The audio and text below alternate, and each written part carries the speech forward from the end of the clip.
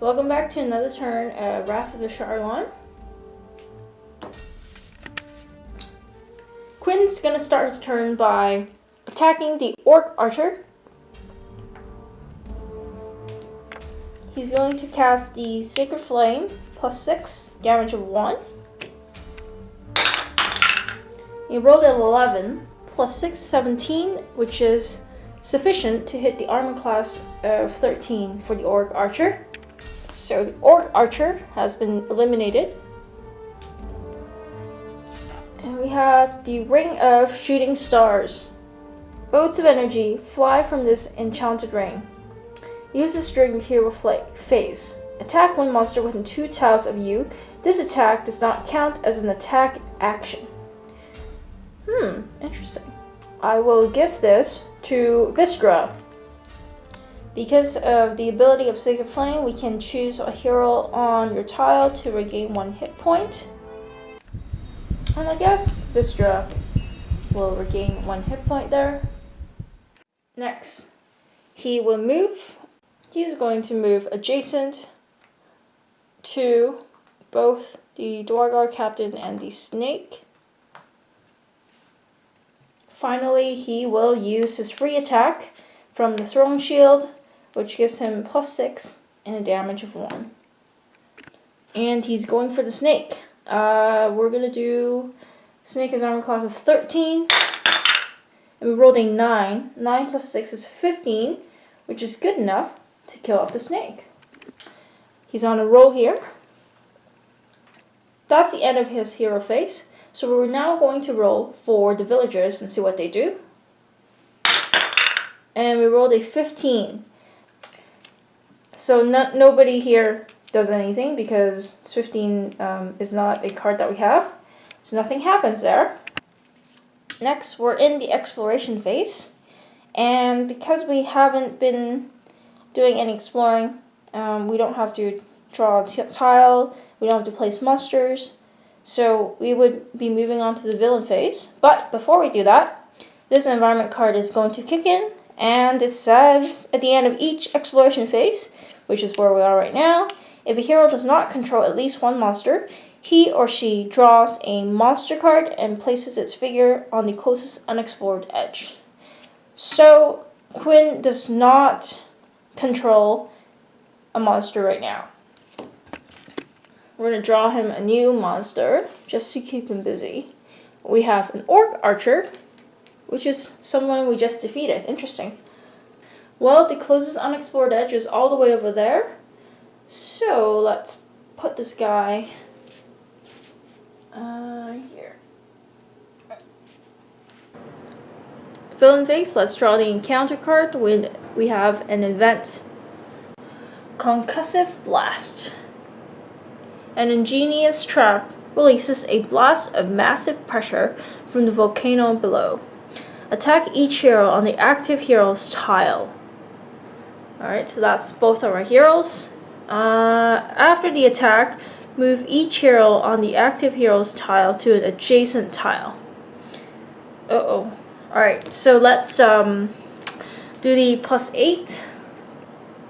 Let's do it for Quinn first. It's a 5. 5 + 8, 13. So our Quinn's armor class is 17, so that is a miss.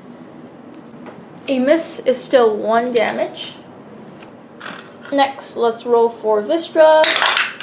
We have an 18. 18 + 8, 26. So that is a hit, 2 damage.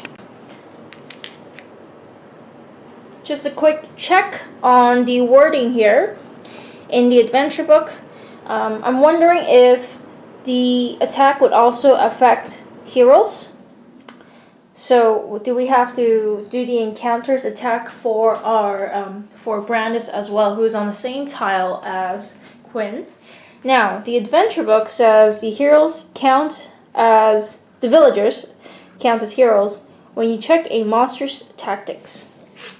So that sort of begs the question of, well, this is not a monster's tactic. This attack is an encounter. So do we apply the attack to Brandis as well? since we did not count Brandis when we tried to play this ability, the ability that allowed me to decrease the cost to cancel an encounter card, we didn't count Brandis as a hero for this last turn. I think it would only be fair if we do not apply this to the villager. Let me know in the comments below if this is wrong, or if there's an FAQ or something that clarifies this.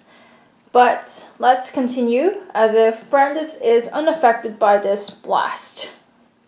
So as part of that, we have to move Quinn and Vistra to another tile. So I think I will move. They're actually standing on the edge of... They're on this tile. So I'm going to move him over here. And this gentleman, I guess, maybe just over here. So they're still adjacent to the Dwarven captain, but on a different tile now. Next, the villain would activate. So he is going to attack the hero with the Morning Star.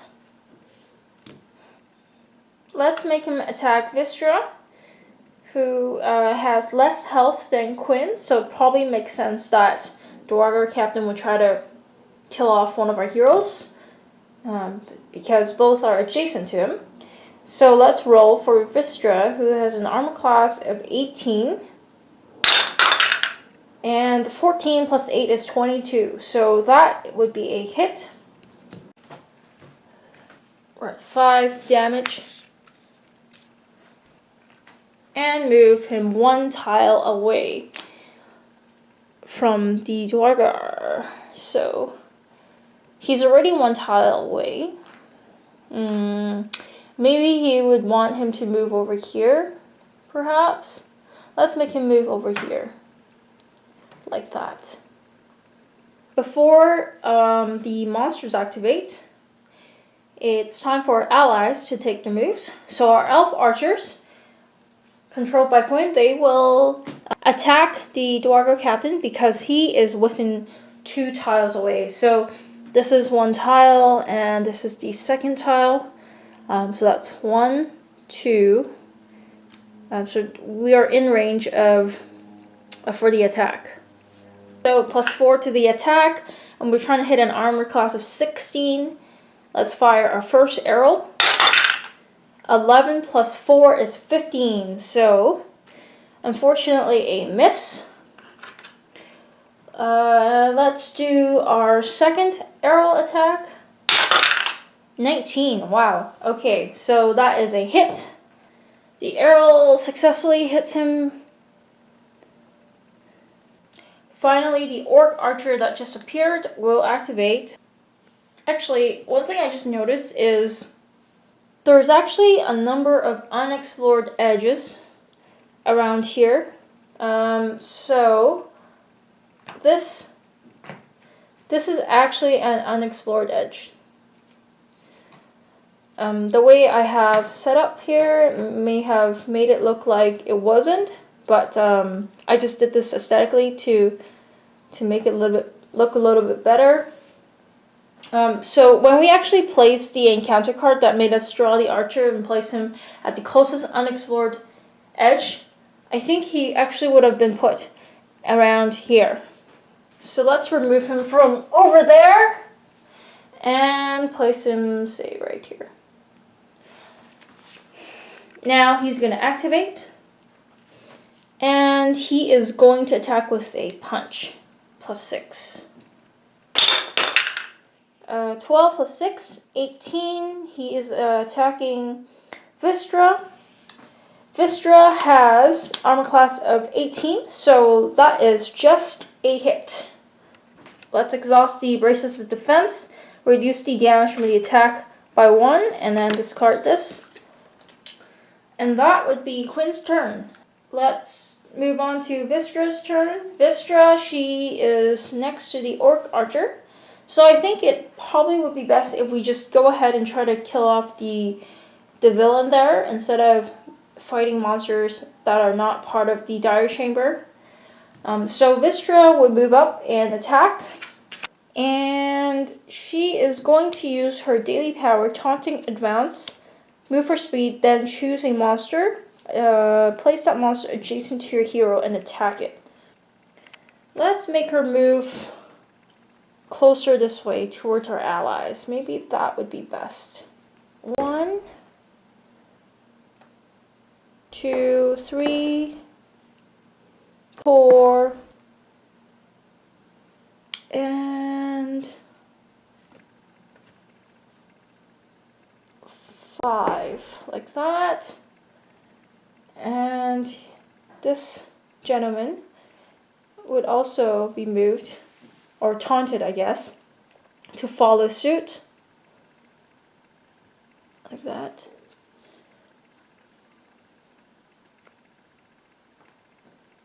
And now we're going to roll our attack, +8. We rolled a 15, so 23. That would be a hit, and it's going to cost 3 damage.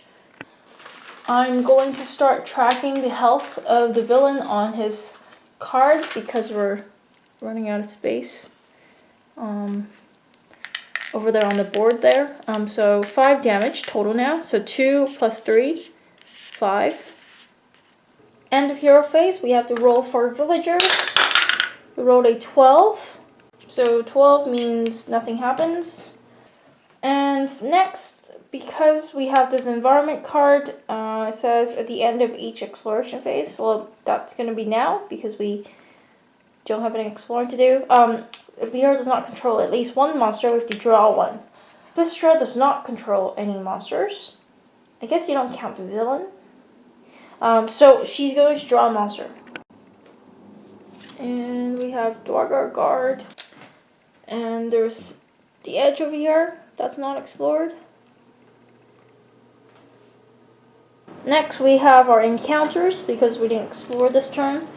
So we're going to draw 2 encounter cards instead of just 1 because Vistra is cursed with bad luck. So first one, Lost. Without looking at it, take the bottom dungeon tile from the stack and place it on top. That is not too difficult. Let's put it on top. And the second one, environment. Great. I don't want this old environment, so that replaces the old one. Cobalt Trappers. You take -4 penalty to disable trap rolls while this environment is active. Excellent. Next, we'll activate the villain who will, let's see, adjacent will attack a hero with a Morning Star. The warrior captain adjacent to Vistra attacks with the Morning Star and gets a 12 + 8, 20 attack roll. That is a hit because AC for Vistra is 18. So Vistra needs to move 1 tile away. Let's move him over here. I kind of want him to protect the villagers. And he takes 1 more damage. Before the monsters activate, we have the War Wizard. If he's within 1 tile, well, he's not. So he's just going to move 1 tile towards the closest monster. Slowly making his way over. Alright, now the monsters activate. So, if Dwargar is adjacent to hero, it attacks the hero with a Warhammer, which is a +8 and 1 damage. Thanks to the Morning Star attack, Vistra is adjacent to Dwargar Guard, so he will attack him. +8. 14 + 8, 22. Certainly a hit. Poor Vistra taking damage quite a bit this turn. 7 now, 3 to go. That would be the end of the villain phase. We get to roll now to see whether we can shake off this bad luck curse. And we need to roll a 10+. That is not a 10+, that is a 1. Unfortunately, we are not quite strong-willed at this point. We cannot shake off the curse. And that's the end of the turn.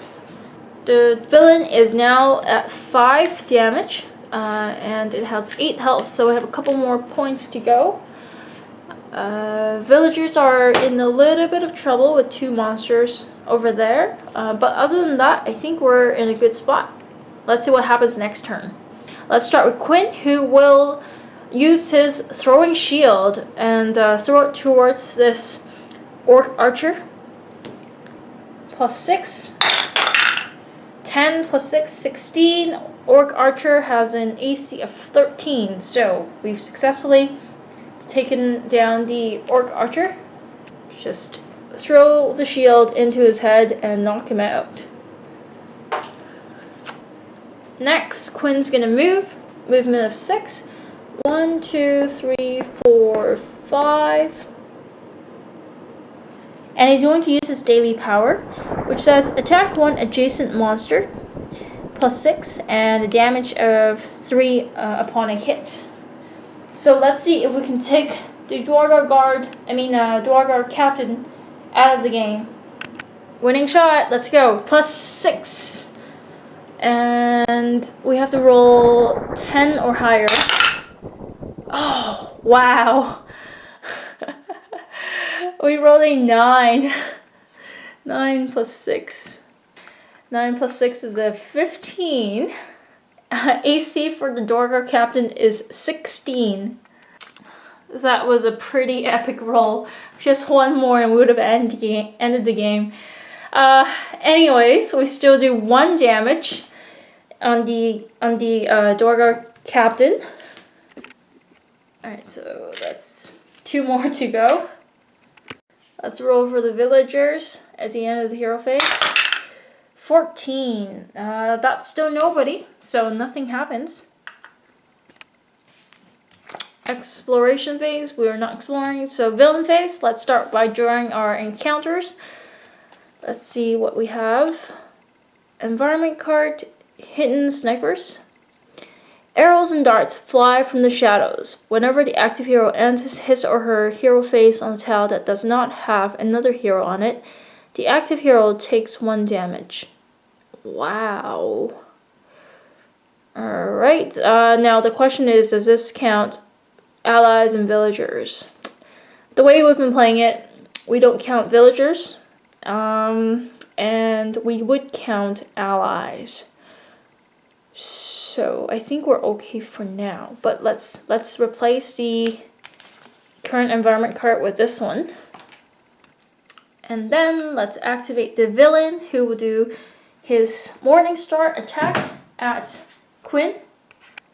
+8 to the attack.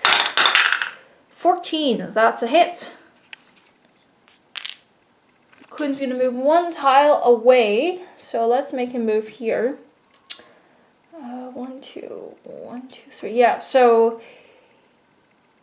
this Dwargar is still, let's see, pretty close. Yeah, pretty close by. Our elf archers are going to activate, shoot the arrows towards the Dwargar captain.